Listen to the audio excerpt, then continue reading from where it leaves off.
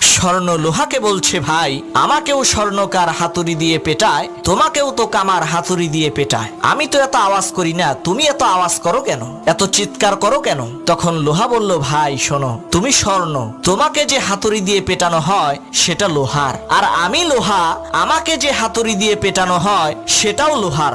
নিজের আপনজন যখন আঘাত দেয় তখন কষ্টটা অনেক বেশি হয়, এ কারণেই বুক ফেটে চিৎকার বের হয়। স্বর্ণ লোহাকে বলছে, ভাই আমাকেও স্বর্ণকার হাতুড়ি দিয়ে পেটায়, তোমাকেও তো কামার হাতুড়ি দিয়ে পেটায়। আমি তো এত আওয়াজ করি না, তুমি এত আওয়াজ করো কেন, এত চিৎকার করো কেন? তখন লোহা বলল, ভাই শোনো, তুমি স্বর্ণ, তোমাকে যে হাতুড়ি দিয়ে পেটানো হয় সেটা লোহার, আর আমি লোহা, আমাকে যে হাতুড়ি দিয়ে পেটানো হয় সেটাও লোহার। নিজের আপনজন যখন আঘাত দেয় তখন কষ্টটা অনেক বেশি হয়, এ কারণেই বুক ফেটে চিৎকার বের হয়।